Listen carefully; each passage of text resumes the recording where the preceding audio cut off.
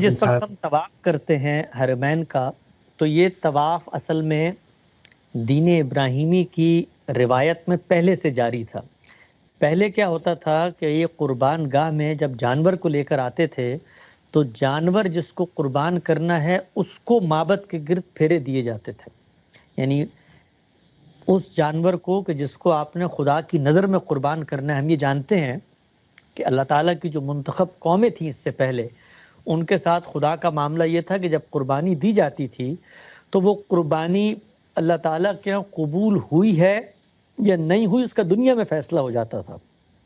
تو قربان گاہ کے پھیرے لگانا، اصل میں جانور کو جب آپ قربان گاہ میں لے کر گئے ہیں تو اب عملی طور پہ پھیرے لگا کر اس کے گرد گھوم کر طواف کر کے آپ خدا کو یہ پیغام دے رہے ہوتے ہیں کہ اب میں یہ تیرے سپرد کرنے آ گیا ہوں۔ یہ جو پھیرے لگائے جاتے تھے جانور کو معبد کے گرد، یہ جس وقت دین ابراہیمی میں حج کی روایت شروع ہوئی اس روایت میں بھی یہ چیز جاری رہی، لیکن رسالت مآب صلی اللہ علیہ وسلم نے جب قربانی کو الگ سے حج کے اندر ایک متعین جگہ پر رکھ دیا